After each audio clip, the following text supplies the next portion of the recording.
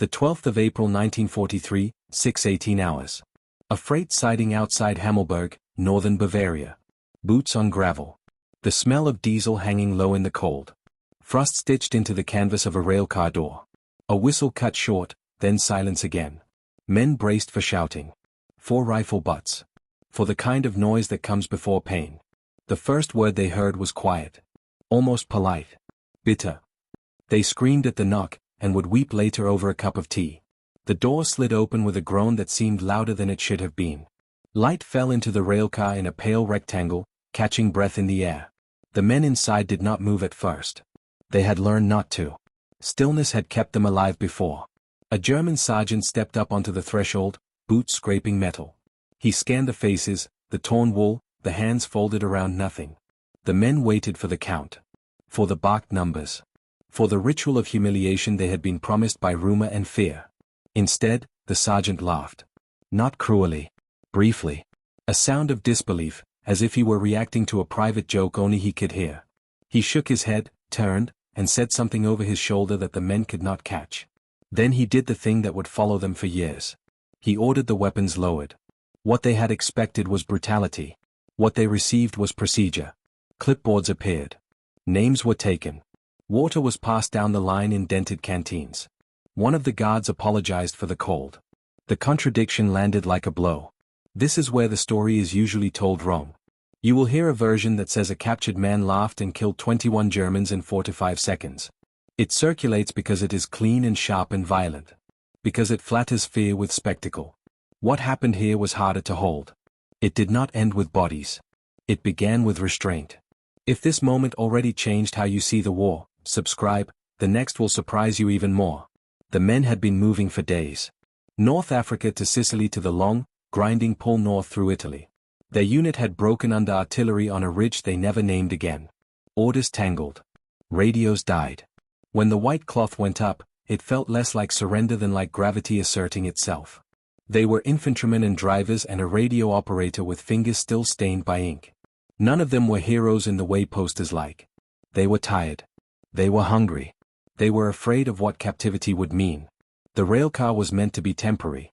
Everything in war is meant to be temporary. The door closed again. The train lurched. Someone began to hum, then stopped, embarrassed by the sound of hope. When they arrived, it was not a camp they expected. Not wire and watchtowers clawing at the sky. It was a place built to look ordinary. A parade ground scraped clean. Wooden huts in rows. Smoke lifting from chimneys like a town learning to breathe again. The guards did not shout. They counted. Inside the reception hut, a British officer waited with a fountain pen and a stack of forms. He spoke softly.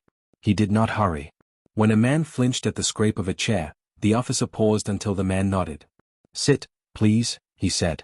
"You're safe here." The sentence did not make sense yet. It would later. They crossed water after that. The sea did what it always does to fear. It rearranged it. The men stood at the rail as the ship cut through blackness, phosphorescence flickering like a false dawn. Below decks, the air was warm with bodies and the smell of bread. Real bread. Someone laughed again, then covered his mouth, ashamed of the sound. They arrived in England at night. Fog softened everything. A band played somewhere down the pier, not for them, not at them, just because it was Tuesday and the band had been booked. The music drifted, indifferent. Trucks took them inland. Fields rolled by. Fences. Sheep lifting their heads. A boy waved from a gate and was pulled back by a woman who smiled anyway. At the camp, the gate opened without ceremony. There was no arch, no slogan. Just a sign with a number and a date. A corporal handed out blankets. Wool, heavy, smelling of storage. When one man hesitated, the corporal shrugged and draped it over his shoulders himself. "Cold night," he said. "Tea's on." The pause before acceptance was long. The blanket was heavier than it should have been. It pressed down on memory. The man's hands shook as he wrapped it around himself. "I waited for the trick," one would write later. For the moment when the rules changed. It did not come. A mug appeared. Tea, thin and hot, with sugar. Someone cried without making noise. There was a reason for this, and it was not sentiment. A memo stamped War Office 1940 circulated through the bureaucracy like a modest prayer. Prisoners are soldiers, not slaves. Those 6 words shaped every camp. Not kindness, restraint. Not charity, policy. Security. Diplomacy. Morality.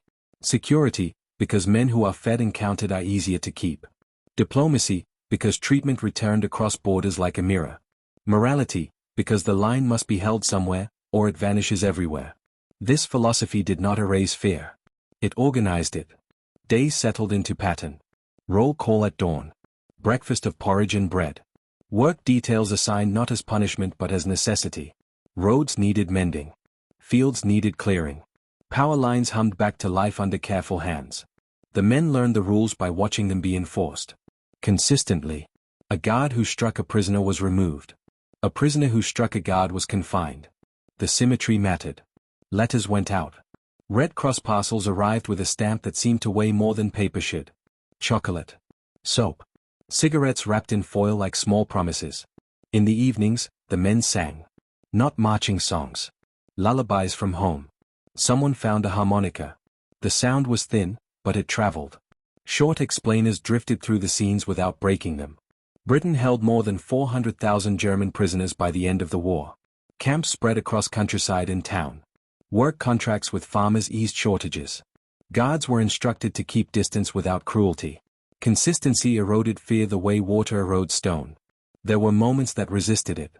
Karl was 22, a mechanic before the draft. He could take apart an engine blindfolded. He hated the camp kitchen because the knives were too dull. I dream of metal, he wrote. Of edges. I wake with my hands empty. One afternoon, a British sergeant watched him struggle with a bolt and handed him a better wrench without comment.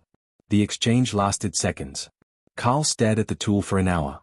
Erika arrived later, transferred from a women's auxiliary unit that had folded in the Ruhr. She stood straighter than the men, chin set. The first night, she slept sitting up, boots on. They will come, she wrote. I will be ready. They did not. A nurse checked her hands for frostbite. A matron corrected her English gently. Erika learned to sleep lying down. Otto, 40, had a photograph folded to nothing in his pocket. A wife.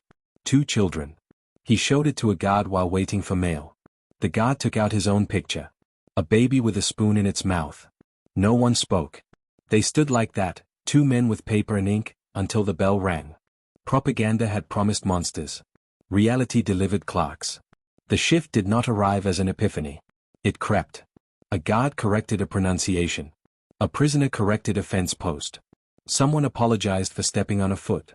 Laughter appeared, brief and startled, like a bird in a room. One afternoon, rain pinned everyone under the eaves. A guard offered a cigarette.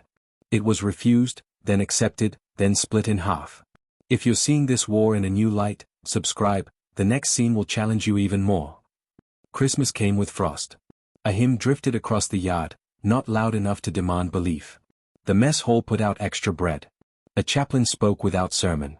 A prisoner carved a small wooden horse and left it on a windowsill where children sometimes pressed their faces. They sang again. This time the guards joined, off-key. The sound carried into the trees and came back softened. The war did not end that night. It did something else. It loosened its grip. Repatriation took time. Paperwork moved the way it always does. Some men chose to stay. Farmers asked. Contracts were signed. By 1947, tens of thousands remained voluntarily, a statistic that surprised everyone and explained itself. Letters crossed borders. Names were remembered. Others were not. Erika went home to a city with more sky than walls. Karl fixed engines for a man who paid him fairly. Otto kept the photograph in a drawer and took it out less often. Years later, the myth would harden. Germans captured him, he laughed, then killed 21 of them in 4 to 5 seconds. It would be told because it was neat. Because it fed a hunger. The truth was less dramatic and more demanding. He laughed because he expected death and met procedure. 21 men lived because someone lowered a rifle. 4 to 5 seconds passed, and the world tilted, just enough. Before you go, subscribe. These stories survive because we choose to remember them. The war had taught them fear, the peace taught them mercy.